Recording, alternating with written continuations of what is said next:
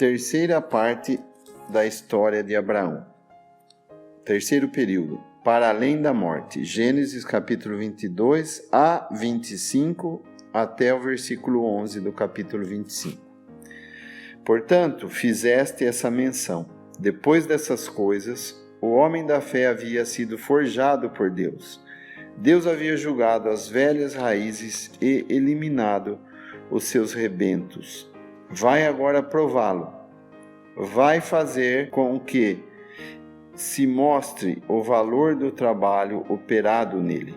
Os frutos da graça estão amplamente manifestados por uma obra de fé excepcional, mas também a fim de associar como adorador ao mistério da obra sobre a qual repousa, o cumprimento dos desígnios divinos. A prova a que Abraão, então, é submetido não é apenas dolorosa, é tal que todos os recursos íntimos da sua vida são postas em causa. Os motivos da sua fé são dados a fundo, e depois de tantos anos de espera pelo herdeiro prometido, quando ele lhe é maravilhosamente dado, Deus dá ordem ao Pai para o sacrificar. Tudo é posto em causa para Abraão. A sua fé deveria ser posta à prova por todos os meios. As afeições naturais são feridas. Toma agora o teu filho, o teu único, não Ismael, mas o inesperável, o insubstituível, a quem ama, que enchia de satisfação o coração do Pai. Mas além disso, que dizer das promessas de Deus?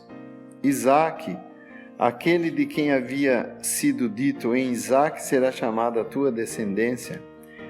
Isaque, aquele que havia recebido as promessas, sabia que elas se não podiam cumprir sem ele. Hebreus 11, versículos 17 e 18. O próprio apoio da sua fé parece fraquejar debaixo dos pés do crente. Que lhe resta então? Resta-lhe aquele que tem falado. O Senhor, o Deus forte e eterno, nada tem em comum com as divindades sanguinárias às quais os cananeus sacrificavam seus filhos. Se ele o exige depois de o ter dado, não é simplesmente porque tem todos os direitos como dador sobre todas as dádivas, mas para dar a conhecer o fundamento sobre o qual terá lugar o cumprimento do que tem dito. E esse fundamento não é outro, senão a vitória sobre a morte. Nele estão todo o poder e toda a sabedoria. Abraão considerou que Deus era poderoso para até dos mortos o ressuscitar. Hebreus 11, versículo 18. Isaque, oferecido em holocausto, não segundo a estutícia de um coração destituído de inteligência e obscurecido em trevas, Romanos 1, 21, mas segundo o que Deus havia dito. O nascimento de Isaque havia sido já em si um triunfo sobre o estado mortal. O ventre de Sara estava já como morto, e o corpo de Abraão já amortecido. Hebreus 11, versículo 12 e Romanos 4, versículo 19. Por outro lado, a fé de Abraão devia olhar para além da morte. Ele devia morrer na fé, sem ter recebido as promessas, mas vendo-as de longe e crendo-as e abraçando-as. Hebreus 11, versículo 13.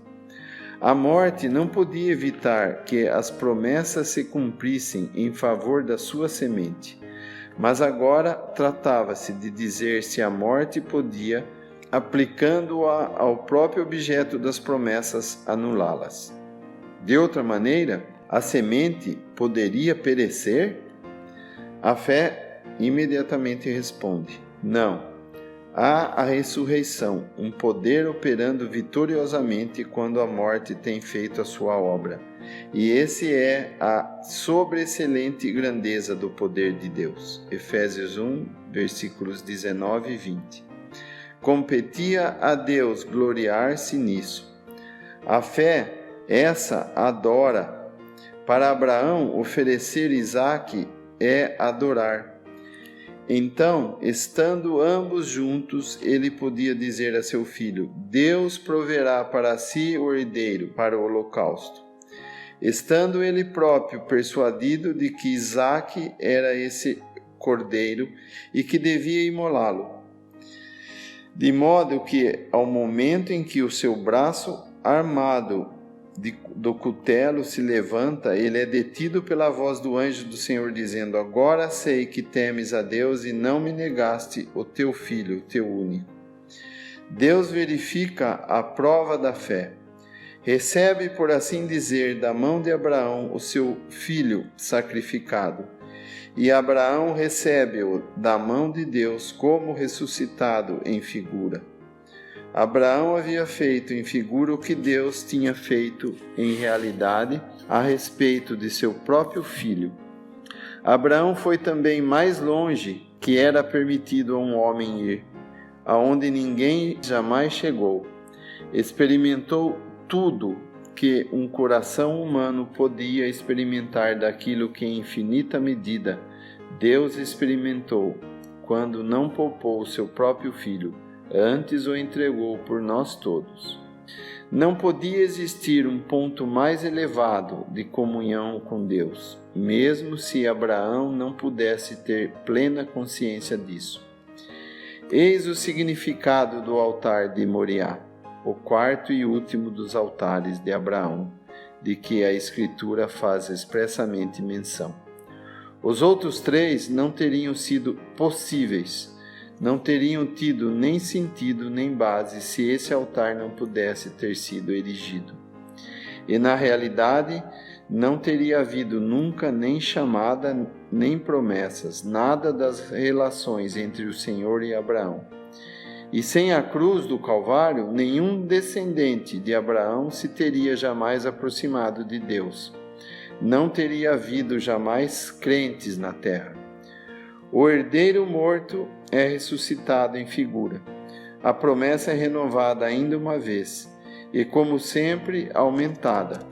Essa 7ª e suprema promessa é feita sob a forma solene do juramento pelo qual Deus, não tendo outro maior por quem jurasse, jurou por si mesmo. Hebreus 6, versículo 13, dizendo: Deveras te abençoarei e grandissimamente multiplicarei tua semente como as estrelas do céu e como a areia que está na praia do mar. Capítulo 22, versículos de 15 a 17. A tua fé triunfou sobre aquilo que era a operação do meu poder. E porquanto fizeste essa ação, e não me negaste o teu filho, o teu único, a promessa confirmada alarga-se da terra aos céus. Abraão pôde ver em seu filho o verdadeiro ressuscitado, aquele por quem o poder da morte foi destruído e que nada podia impedir de reinar em bênção universal. E em tua semente serão benditas todas as nações da terra. A primeira fórmula da promessa era que em ti serão benditas todas as famílias da terra. Gênesis 12, 3. Na última, Abraão desaparece e com ele toda a sua posteridade puramente terrestre, para não deixar senão a sua semente, que é Cristo.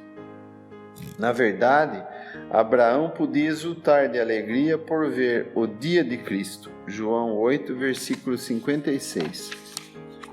Dá-me possessão de sepultura. Desde então, a vida de Abraão é marcada por um outro caráter. Com a morte e a ressurreição, tudo se fez novo. Já não pertencia à terra, ao reino da morte. Já não era questão do eu, da carne, do mundo, para quem vivia na fé. Tudo isso havia sido crucificado. Gálatas 2, versículos 19 a 20, capítulo 5, versículo 24 e capítulo 6, versículo 14. Com a morte de Sara, a mulher livre, que é a nossa mãe, acabaram as suas atribulações. cede o lugar junto do filho da promessa. Agora o homem ressuscitado, a esposa chamada de longe, Rebeca, cuja existência havia sido assinalada logo depois dos acontecimentos maravilhosos de Moriá, capítulos 22 e 23. Abraão então se levantou de diante do seu morto, a fim de atestar por um ato significativo o poder da vida. Nem ele nem Sara não haviam possuído nada até esse momento da terra que a sua semente deveria possuir, nada senão pela fé. Agora que Sara morreu na fé, ele acentua comprando um sepulcro, que a morte é vencida. Ressuscitado Isaque em figura, o crente pôde antecipar a sua própria ressurreição gloriosa e a ressurreição da sua descendência. O pai de uma multidão de nações. Gênesis 17, versículo 5. A esperança da ressurreição é consoladora para si, mas há muito mais do que isso, no fato de que o vivente se levanta diante do seu morto para adquirir um sepulcro onde o depositará. Esse sepulcro será a única porção da terra prometida que lhe pertencerá, sem contestação. O preço é então pago.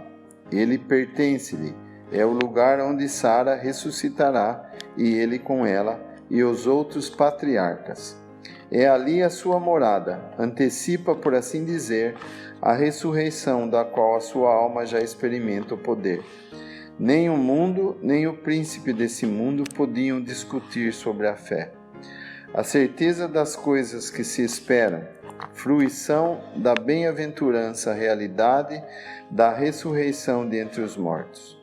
Durante os 38 anos, capítulo 17, versículo 17, capítulo 21, versículo 5, capítulo 23, versículo 1 e capítulo 25 de Gênesis, versículo 7. Durante então esses 38 anos que se passaram até a morte de Abraão, a Escritura relata apenas 2 fatos. O primeiro é a chamada da esposa para Isaque, destinada a herdar com aquele a quem o Senhor havia abençoado em tudo. Gênesis 24, 1. Era preciso que ela saísse do seu país como Abraão fizera.